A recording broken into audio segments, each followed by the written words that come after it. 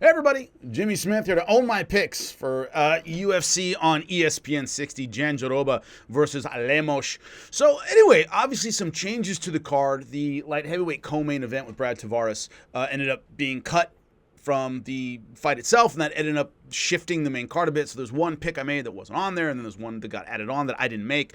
So I will just own the ones that I made. So not a great night for me, but that also means that there were some upsets that were very, very interesting. So mixed bag in that sense. So for the main card, Hyder Amel versus Jung Young Lee. That one TKO, a minute and 5 seconds into round number one. This is one of those where Young Lee's chin was just too freaking good for its own good, in a sense. What it means, he was standing up, just getting creamed.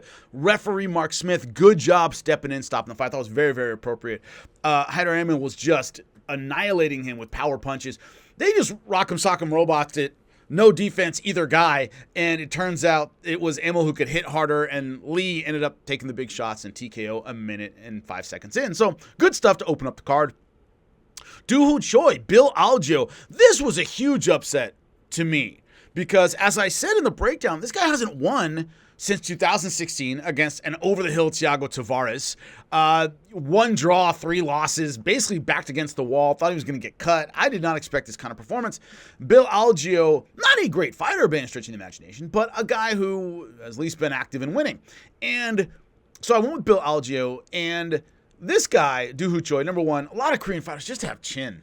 You saw in our last fight, the guy didn't go down. He stood up, he was taking these unbelievable punches, and he's still on his feet. Everybody knows, of course, Korean Zombie, until the very end when it started catching up with him, had an unbelievable chin, and that was kind of the hallmark of his whole brand. But Korean fighters can just take a shot a lot of the times, and this was one of those cases. But Bill Algeo had his moments, but when it came to the stand-up punching of Choy, it's a little too much for Bill Algeo. It looked like he cracked his orbital from what I was seeing. I haven't read anything about what happened, and I'm sure they've done the medical checks and we'll find out. But he immediately grabbed his eye and went straight down, meaning usually it's an orbital fracture or a break. It breaks the bone around the eye. It hurts.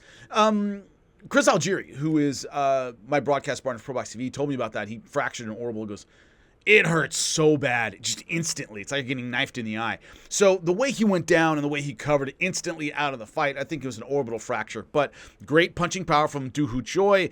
Big loss for Bill Algeo. Big step back. So that one against me, first pick, is no good. Bruno Silva, Cody Durden. This one was going against me in a huge way. Cody Durden was beating the crap out of Bruno Silva. Then an eye poke. Now, it was a legitimate eye poke. Round number one, left hand, he kind of scraped him with his fingers, led to an eye poke, which fortunately the referee saw and broke, because I thought Silva was about to get finished. He was backing up, he was getting hit, he's pawing at his eye. If the referee had said, keep going, I think the fight's over in 10 seconds. I really do. So what happens? It's an eye poke, they stop it. Replay show it was a legitimate eye poke. I thought Silva, and this is not an insult in any way, milked it. If I were his corner, I'd be saying the same thing. Take your time, relax. So he's getting tattooed. And not only does it give you a breather, it gives you a second to kind of wipe out the cobwebs, get back in the fight, it breaks your opponent's offensive rhythm, which Durden's offensive rhythm was fantastic. He was doing great work with this kind of this loopy lead hook, was opening up the rest of his offense. A good rule of thumb is, that first punch, if it's landing, be it a jab or a lead left hook or whatever it is you lead with, got a good straight right hand, some people lead with a power shot. That lead shot, if it's working, everything else is going to work, right? That opening shot, if you have a jab that's snapping somebody's head back, they're not going to see the right hand, you're not going to see the left hook, you're not going to see the body work, anything, because the jab keeps hitting them. That lead left hook, Silva just had no answer for it, and it was opening up the rest of the offense. So, gets poked in the eye, takes a break, stops the momentum, gets back in it, still getting beat up. Then in round number 2, he lands an uppercut, and there's a right-hand uppercut right through the center. Bang! Drops Durden. They're on the ground, in the guard. He finishes him with some short strikes, and it's over. But he was getting, Silva, tattooed that entire fight until round number 2. No other way to put it. He's just getting beat up. If it hadn't been for that eye poke, which once again, totally legitimate eye poke, he can take the break, and he did. If it weren't for that eye poke, I think he gets knocked out in the first round. I think that sequence of punches ends the fight. got back in it, turned everything around, got a finish. So big comeback for me. I picked Bruno Silva because of his power. If you saw the breakdown, I thought he had finishing power and might win by knockout. That's what he did. I think I recommended taking the under. I don't remember. But Bruno Silva gets the finish. Oh, thank God. Kurt Hala, Kenan Kuschki. Kurt Hala brawled his way to a unanimous decision win. And Hala is, comparatively limited, but he's a scrapper, man. He can go in there and he can throw punches, and there's no quitting this guy, and he's tough as nails. Ta-da! My criticism with the Ultimate Fighter is not that it doesn't produce tough fighters, is the lightweight division is already full of scrappy, tough guys who are in the middle of the division, and Kurt Hala was one of those guys. And so we kind of watched the guy fight, on the Ultimate Fighter for weeks and weeks and weeks to get a scrappy mid-level guy. Well, you have plenty of those. And I just don't feel like the Ultimate Fighter is producing great fighters anymore. But anyway, Kurt Hala, aggressive on the feet, good combination. Kuschki going for a couple guillotines, Dustin Poirier style. And problem is, man, you go for those guillotines and they don't work. You burn your arms out, you end up a guard, and you get the crap beat out of you. And that's what happened with regularity in that fight. Kuschki would go for the guillotine. If you don't have it, don't go for it. Thankfully, I guess, in a sense, I don't have a great guillotine. My arms are kind of stocky and short. I don't have a great guillotine. And I have big forearms. It's hard for me to fit them underneath somebody's neck. So I don't go for them that often. So I don't burn a lot of energy on guillotines when I do jiu-jitsu. But it's one of those things where you got to make that decision. Is this going to work? If it is, go 100%. If it's not, bail out and do something else. And even veteran guys with a lot of experience screw that up sometimes. So anyway, Kurt Hala just won a brawl with Kuschki. He doesn't have the defense to go a whole lot further. That's the problem with Kurt Hala is, as I said about Sure, a bullet, he just gets hit too much. And you can't just go to war your whole way through the mid-level. You won't have anything left for the elite guys. Even if you get there, which I don't think Kurt Hala does, but the problem is if you go to war every single time you fight, by the time you get to the elite, it's over for you. You've just been through too many damn wars. And so Kurt Hala just goes to war every single time, which makes him fun. He's fun to watch, but you see where he's limited. He just gets hit a lot. His combinations are good. They're not next level fantastic. His power's good. It's not next level fantastic. He landed against Kuschki quite a bit. Never really had him in trouble. Never really had him rock. Never really had oh my God, this is about to be stopped. Never got that feeling from this fight. Which, when you hit a guy that much, should be at least one time where you see they're in trouble. And I didn't see that. But Kurt Hala with a decision win. Good for him, getting back on track. So I'm 1-2. Steve Garcia, Sungwoo Choy blasted him. Minute 36 into round number 1. Steve Garcia, good combinations, man. His 4th finish in a row.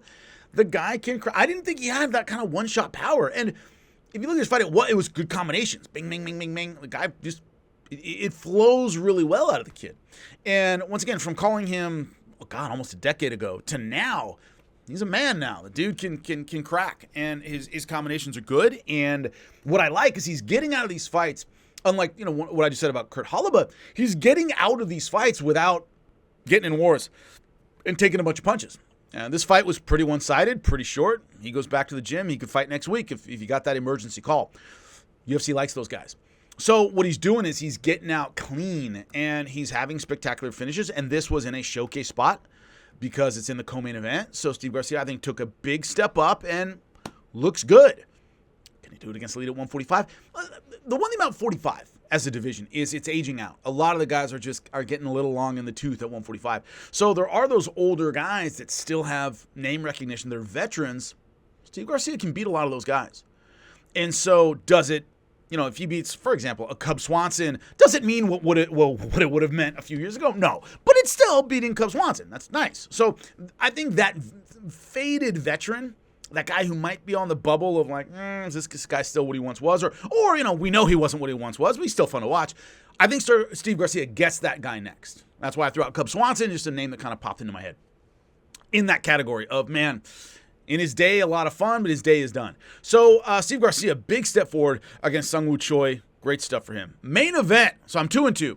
Virna Jandiroba, Amanda Lemos. I took Lemos in this one because Virna Jandiroba has this tendency to kind of get at a certain pace and fight at a certain pace.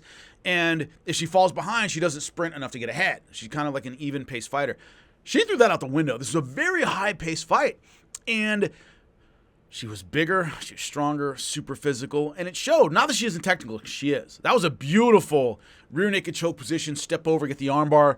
That was fantastic.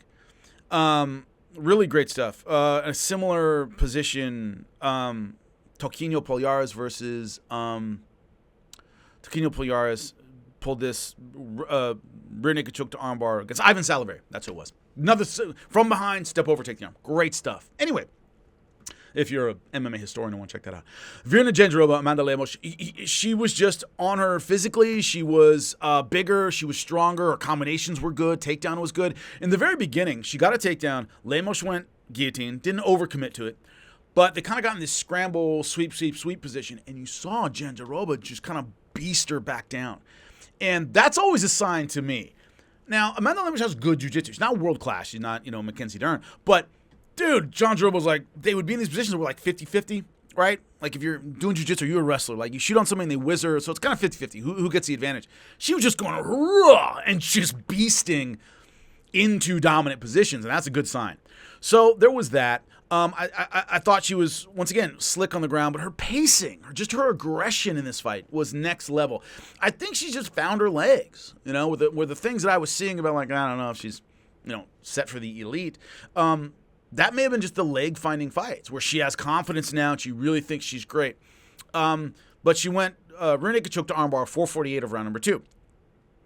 The one advantage that Zhang Weili has over just about everyone is she's just physically dominant. And she's one of those, I'm not saying she isn't technical, she is. I'm not saying she isn't a great fighter, because she is. But there are certain fighters where the first thing they bring is, man, they're big for the weight class, or man, they're powerful. The physicality, right? Matt Hughes back in the day, not only was he a great wrestler and great mixed martial artist, the dude was just strong at 170. And the first thing you had to do was overcome that physical dominance, right? Douglas Lima at 170 is just a giant, and you got to beat that first. Zhang Weili isn't going to have that against Virna Jandiroba. Jandiroba is one of the few that I look in there and go, God, she's a big 115er. And there have been other champions, Thug Rose and Ioana Jędrzejczyk are, strong, but they're not, Jesus, strong for the weight class. Zhang Weili is, but so is Virna Jandiroba. So the interesting thing about a showdown with Zhang Weili, which, might happen comparatively soon, is it's the one fighter at this level that I see going, man, Zhang Weili can't ragdoll her. I'm not saying Zhang Weili can't beat her, because she is also technical and all her gifts and da-da-da-da. My point is, if she thinks she's going to ragdoll and just beast her, which she can do to a lot of fighters, can't do that to Jandiroba. She's going to have to out-technique and out-speed and out-accuracy and out-combo Jandiroba. She can't just muscle her. That's what I saw so much in this fight with Lemos, was, man, she's a beast. When you look at I remember Chris Cyborg is one of the few athletes I've ever met that I went, Jesus. Like, she's stunning. When you see her in real life, she's just huge. Like, her athletic build is just stunning. You don't see that often. The first time I met in real life, Kayla Harrison. And I hugged, because I'd interviewed her many times, but I see her on a computer screen. I don't know how big she is. I saw her in real life, and I hugged her, and I was like, God, she's strong. And I went, whoa. It's the only other female athlete in combat sports that I went, man, she could maybe match Cyborg. She is unreal strong. It's that idea of physical parity. I think Virna Jandiroba might have the physical parity with Zhang Weili. Not necessarily the tactical parity, but the physical parity. So, huge step up. She's right there up amongst the elite. But big win for Virna Jandiroba. So, with the shifted card, I went 2-3. It happens. I'll see you before the next one. Like, subscribe, all that fun stuff. Enjoy, and I'll see you next time.